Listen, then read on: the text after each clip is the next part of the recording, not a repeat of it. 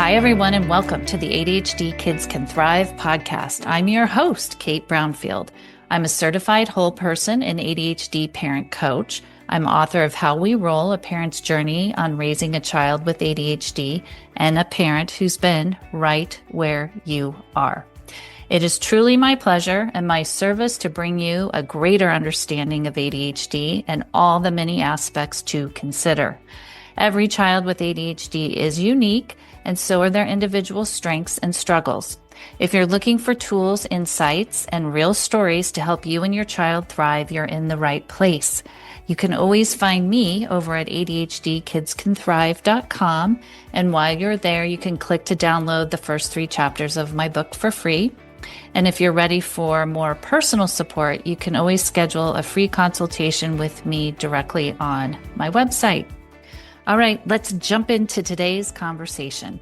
And today I have a very special guest for us all.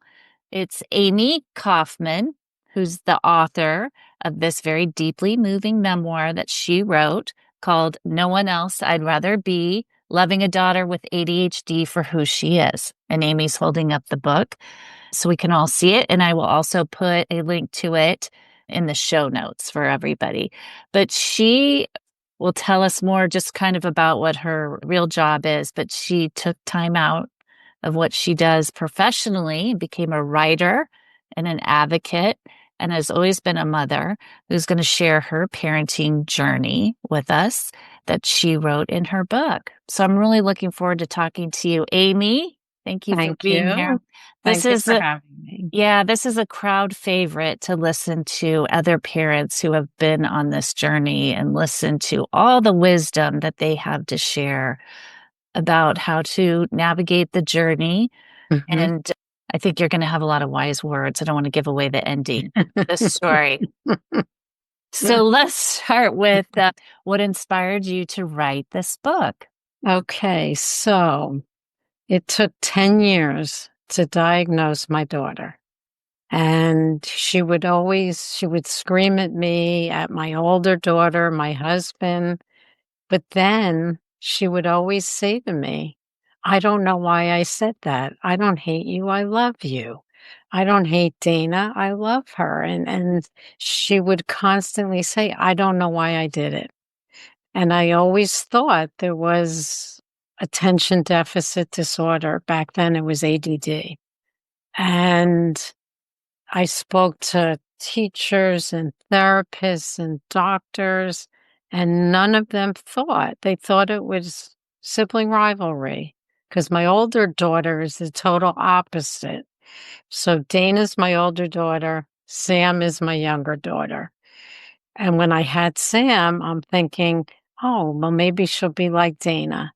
Dana's a do-gooder, always likes to do things right, and studied and smart and all of that. And Sam comes along and she doesn't sleep well. She argues as she got older with us, and it took 10 years to diagnose her. Okay. How old was she when she got diagnosed? She was 10. She was 10. Okay. And you knew from a very early age that... I just figured that it was. And let me just turn off my phone. And she would, it was just interesting that she knew she couldn't control it. Yeah. And for her to say to me, one day she said to me, F you, Mom. I hate you and I hope you die when you get in the car. And if you leave the house, I'm going to kill myself. And so she's like, hello. And I took her to the doctor. I stayed home. I didn't go to work. But right after she said that, she goes, I don't hate you and I don't want you to die and I'm not going to kill myself. Yeah. So she couldn't control what came out of her mouth. And, through it all, I was criticized by friends, family. The beginning of my book is a letter I wrote to a therapist who said, after Sam was diagnosed, don't use attention deficit disorder as an excuse. You created a monster. She Wait, blamed that's me. the therapist? Yep, the therapist. So I wrote her a letter, and excerpts of the letter are in the beginning of my book. And I have a friend who we were out for dinner and said to me, she should be afraid of me and that I should yell at her more. And I got up from the table. We were out for dinner with our husbands. And I said to her, maybe it's something more than just that. And maybe she really does have ADD. And I went into the bathroom and I sat on the toilet and I cried. And, it was hard. Yeah. But I grew up with a mother. There's 4 of us in my family. I have 2 sisters and a brother. And my mother had a heart of gold, and she loved us for who we were. She never screamed at us. She never yelled at us. Whatever we did was okay for her. And I always thought, this is how I want to raise my children. So when Sam would say something to me and then say, I don't know why I said that, I would hug her and I would kiss her and say, Sam, we're going to find out why you're doing this. And it took until 5th grade when the teacher called me, and we had talked about Sam. And she said, Aimee, normally I wouldn't do this, but you and I have talked about Sam and problems. And she said, are you sure she doesn't have ADD? She said, I have a son who has very similar traits, and maybe you should get her tested again. And I don't know who gave me the name of someone in the next town over from me who wrote a book about ADD. And she basically, after 2 weeks of meeting with Sam, meeting with me and my husband, and unfortunately, my husband couldn't come with me the day she called me in she had a diagnosis. She walked in the room and she looks at me and says, of course she has ADD. And I want you to take this prescription and fill it with Adderall. And I'm overwhelmed because I finally had an answer. And I started crying. And she's looking at me, are you okay? And I was like, no, I'm overwhelmed. I don't know that I'm going to run to the drugstore right now to get it filled. And I walked out and I called my pediatrician.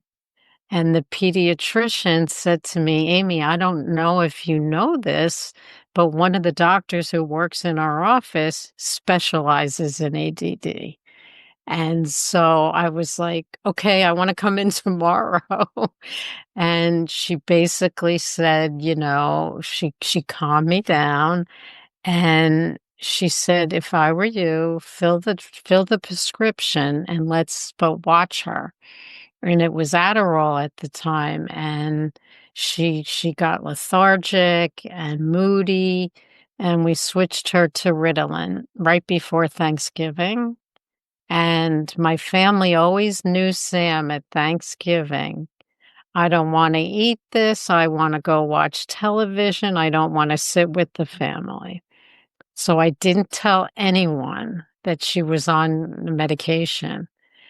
And after the dinner that she sat through, talked to everybody, ate what was served, I got a phone call from Barry's cousin who had hosted it, and my father saying, wow, Sam is doing great, and what a change and all. And, we went through ups and downs with medication. But for me, it was just following in my mother's footsteps and love, unconditional love. And I don't want to give away the ending of the book, but I'm gonna. Okay, go for it. At the end of the book, Sam wrote to me in my Mother's Day card at the age of 22, thank you for always loving me. She got it. She knew I loved her no matter what. And I ignored the criticism that everybody gave me. And I loved her. And today we're so close. Yeah. And I love that. She's married and she's due to have a baby in two months. Oh my God, I love that. And Yeah. her husband, Sam, once called me and said something about my favorite child. I said, "What are you talking about?" She goes, "Mom, you know Chris, my husband, is your favorite child." So you love her husband. I You're gonna love love this baby. Oh my goodness. This is actually my older daughter has a 17-month-old, and he's a doll and adorable, and so I can't wait, and my 2 girls who used to fight like cats and dogs, they after Sam graduated college and Dana graduated law school, they were away visiting friends together, and Sam had found an apartment thinking that her roommate from college would live with her. Turns out the roommate never told her parents, and they said no. So I get a call from Dana and Sam that said, "We want to live together." And I was shocked. Yeah. Okay. So let's talk a little bit, Mama, how you manage sibling rivalry.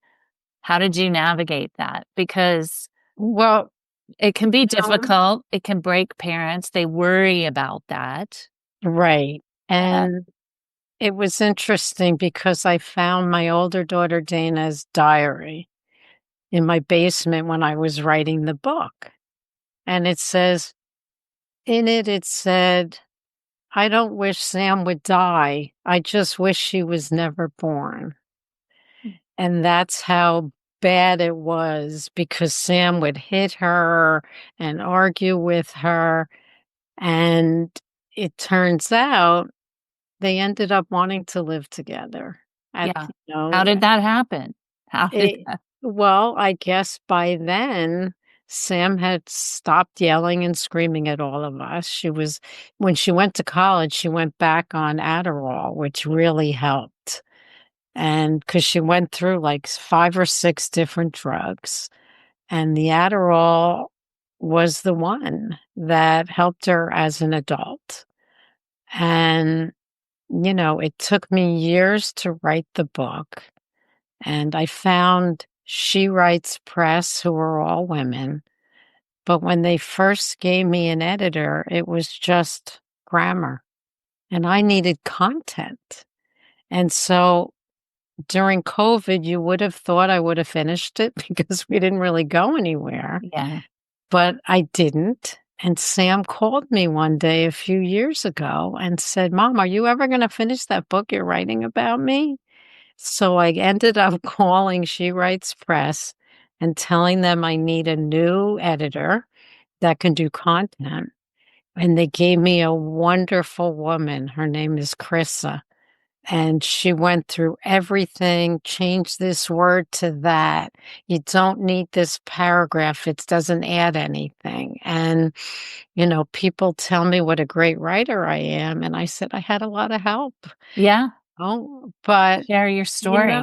you know what it is? When you write from your heart, it makes it easier because I was writing real things. You know what I mean? It wasn't like a story I was telling. It was real.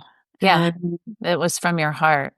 right. And, I think that if any parent, it's when your child has a disability they can't control, unconditional love is what comes through. Yeah. And actually, in my Mother's Day card a few years ago, Sam wrote to me, "Thank you for always letting me be me." Yeah. It's wonderful. And, and I followed in my mother's footsteps and I ignored all the criticism. And, even the And you tea. even ignored your therapist at that time. Oh my So I God. think where you're getting with this is like, parents struggle with this unconditional love being, but if that love can't do it all, right? Unconditional love in the midst of Right. the chaos. How? I mean, can you give us more clarity about So how you navigated I can, when I, your girls were fighting, your right, daughters, wishing you died. These in right. the moment can feel like really hard moments. Yeah. And how do you love in spite of all of that? Well, for me, it was Sam always saying, "I don't mean that, and I don't know why I said that." And if you know that your child has a disability they can't control, for me, it made it easier to just hug and kiss her and say, "We're gonna find out why you're doing this and why you're saying that." And, you know, and Sam is a lovable child. She really is. I would get into bed with her and we would talk and, hug each other. And, there was one day when she said, "It's not easy being me." That was what I was going to name my book. And the owner of She Writes Press called me and thought it was too negative. And one day Sam said to me many years later, "There's no one else I'd rather be." And that became the name of the book, which was more positive. And, I guess it took my husband a long time to get where I was at. And he would yell at her, "It's time to go to bed." "No, I want to finish watching my TV show." "And I don't want to go to sleep now." And then she would run upstairs and he would chase after her. So one day I run after him and I grabbed his arm. I said, "Does this help? Is this making her listen to you any better?" And finally, and I couldn't have put him in the book if by the time she was going to college, first semester at University of Rhode Island, they let kids rush sororities and fraternities. First semester freshman I year. know some colleges still do that. And I was like, and Sam is very social. So when we took her for the orientation at the beginning of school, there's something called disability something. And she's like, "Nope, I don't want to go. I'm not going to go and I'm not going to listen to them." And I think if they named it something different, she might have. And I found out that she stopped taking her medication because she didn't want to be different. So when she came home freshman year after her first semester with a 1.9, somebody had said to me, "Write a contract for her. You'll take your medication, you'll get a 2-3, you'll go for extra help." So she starts to cry when I tell her she's going to sign it and we're going to sign it And these are the terms for her to go back to college. to Like go back she's to got to college. do, these are the things Yes. she's got to do. I said, "Sam, if you want to go back to University of Rhode Island, this is what you have to do." So she says, "Okay, I guess I did screw up and I didn't take my medicine and I didn't go for extra help." Bop, bop, bop, bop. So at the end of the second semester, instead of a 2-3, she got a 2-6. She told me that, oh, a lot of her friends take medication and go for extra help. And she did. Some of her friends loved that she would get the notes and she would let them use the notes. And by the end of college, she had said to me, "I didn't try harder for me. I tried harder for you and Dad." And what did she do at the end of her senior year? She made Dean's List. She And did it for herself by the end. Yeah. by the end, she made the Dean's List, and then she ended up graduating, and we have a pool in our backyard. And what did she do? She sat by the pool all summer. And I got annoyed with her because she had done an internship with a friend of ours. She wanted to go into media and marketing and things like that. And she had worked for a friend of ours at CBS. And I'm like, "Why don't you call Michael?" "No, I don't want to work for anyone who knows my past," which Michael did.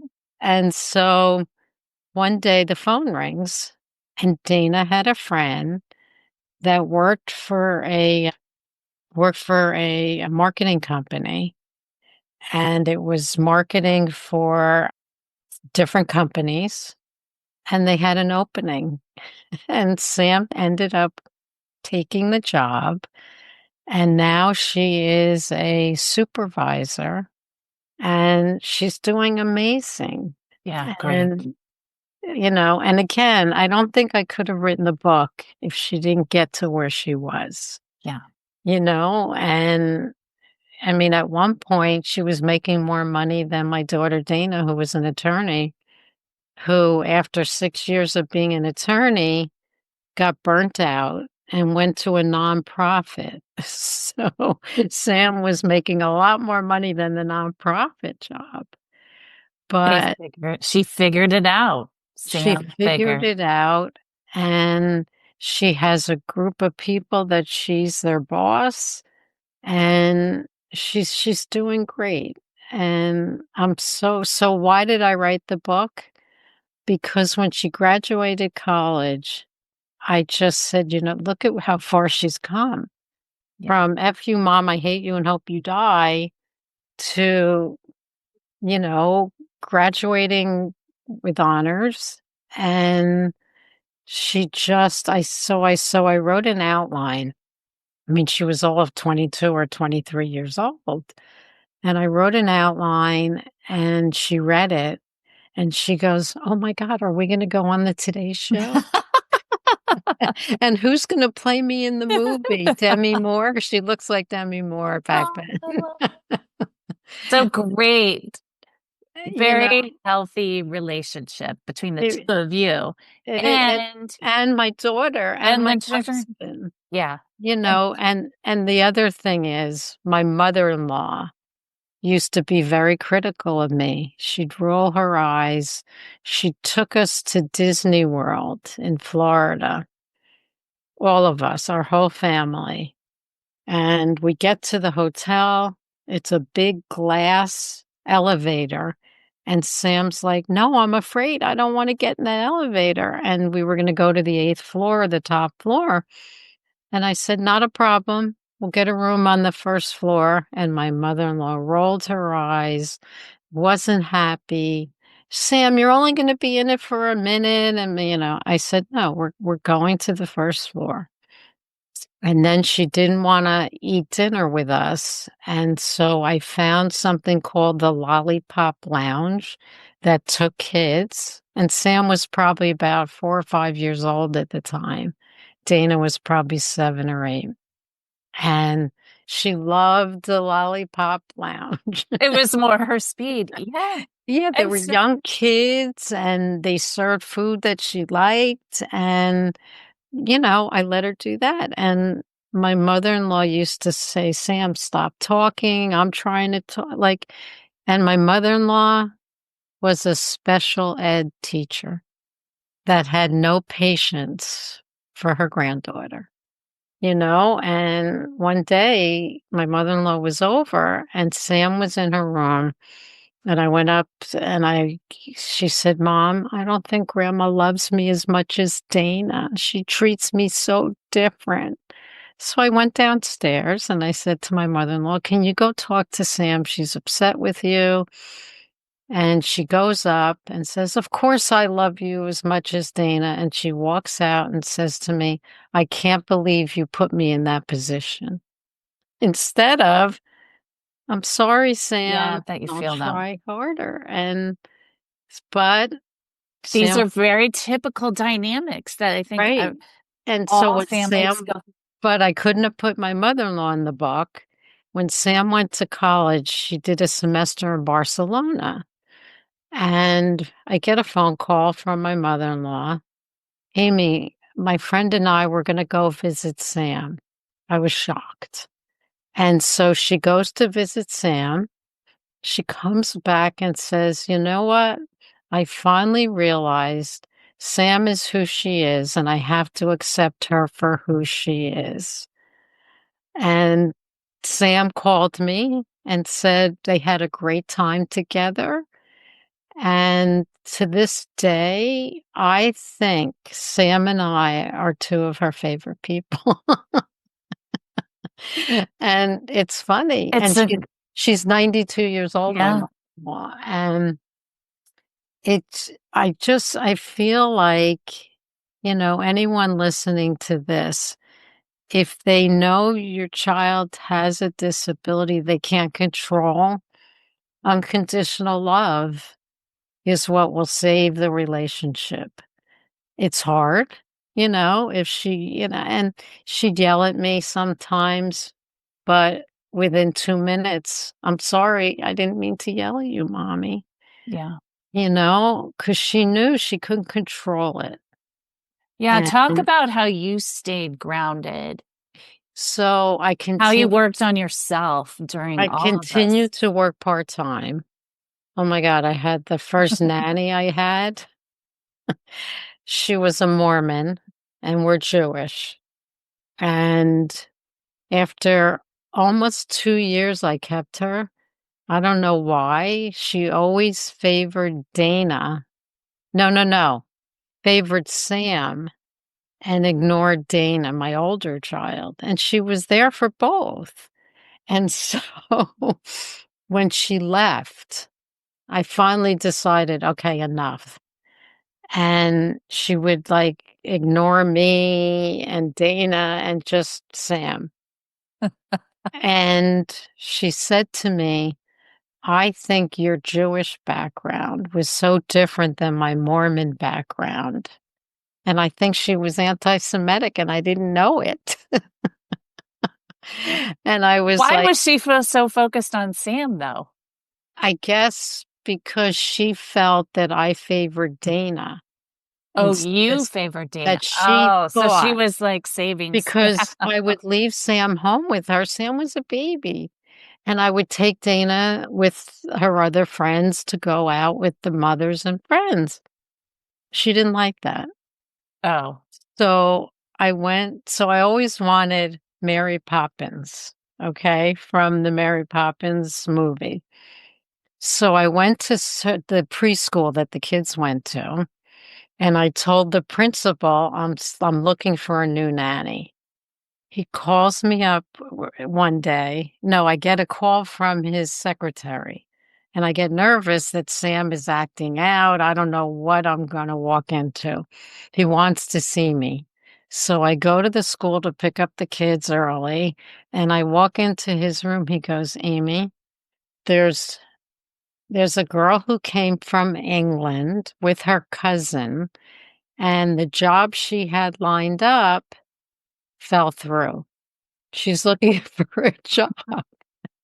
So I spoke to her on the phone, and she came that afternoon, and she comes walking in with her English accent. "Are you the 2 little girls that your mommy told me about? Show me your rooms and let's go play a game." We fell in love with her on day 1. She stayed for a year, and we became friendly with her cousin. She came with her cousin. okay. And to this day, Sam is 39 years old. They're like family to us. They came last summer, and they know Sam's pregnant and they can't wait, and they're family. They're Yeah, like family to us. that's And, wonderful. that was our Mary Poppins. Okay, so she helped keep you grounded. You She had helped, good oh, care, child. without a doubt. And so I continued going to the gym, and, I just tried to keep my mind going in other directions, To give but yourself space from what I mean, you're yes. managing a lot. You're managing your kids, you're being a Yep. mom, but you're managing all these dynamics around Right. you as well. Right, right, and then after Liz was our nanny from England, we had someone else, and then by the time they got into school, regular school, I would work and leave early so I could go pick them up and be home when they came home. How much advocating did you have to do at school? Oh my god. So when Sam was in graduating middle school, I had always had a meeting with the teachers, with the principal, before she would move on to the next school. So there were 4 teachers in this last meeting who typically complained about Sam, and she had something called a 504 plan, and it was sit near the teacher, give extra time on tests and all that. Well, they didn't follow it, 3 of them. There was only 1 teacher who said, "Sam's doing great in my class." So my mother-in-law had given me things you could do for children with ADD in the classroom. So I took a copy of it, brought it to the meeting. The only teacher who took it was the one who said she's doing great in the classroom. All the others, she's calling out. Well, where's she sitting? In the back near her friends. Well, she's supposed to be sitting in the front. Did you read the 504 plan? And when Sam got to high school, I forget if it was her junior or senior year, she was homesick one day, and one of her good friends called. This was a teacher who hated my daughter, and she didn't let her go to the bathroom when she needed to. She said so her friend Jenna called, "Sam, you're not going to believe this. Mrs. So-and-so yelled at you today to sit down and stop talking, and you weren't even there." Oh, God. So we had a meeting with the superintendent and the guidance counselor and that teacher. And so they said, the guidance counselor said, "Come and talk to me. I could help you. And here's a copy of her 504 plan again. Blah, blah, blah. I don't need it. I can figure it out myself." And after that meeting, the assistant superintendent, who I knew fairly well, called me in, and she said, "Aimee, you opened our eyes to the problem we have in the high school with kids with ADHD, and that thank you, for opening our eyes to the problem. It was too late for my daughter." But perhaps things But evolved for but the if future. things changed and, I mean, look, Sam ended up getting into 3 colleges, and, she did okay. She did okay. She did okay on her SATs, and, she came along, and, she's still on Adderall. Even though she's pregnant, they told her she could take a tiny little piece. And she's great. She's Okay, good. This is a yeah, wonderful story, Aimee. I So, I had to just follow my heart and my mom. yeah. I had such a great mother, and that's that's why I did what I did and ignored everyone else's criticism. I mean, my friend who said she should be afraid of me, that's not me, I love my Yeah, kids. and that's not really wise advice. No, no, That's and, not really the way. it's funny because her son read my book, and I changed names except for family members, Yeah. and he said, "Aimee, I think I've been disciplined by that Michelle." He He knew he knew it was his knew. mother. Stuck with And them, right? it just, I mean, look, I'm still very friendly with her, and I did things my way. She does her things her way, and it's okay. Well, things have seemed to work out for you and your family, and you've maintained your friendships even during the difficult periods, which is It's says a lot. It says a lot about you. Well, Aimee, thank you for so sharing your story and oh, your book, thank you for and it's having a me. wonderful outcome, and, it was not easy for you. It was not. So it's just so hopeful to hear to just stick with it as a parent. Right. Even if you're the one parent until you bring the other parent along. The other one came along, thank God, when she went to college. So she wasn't that old.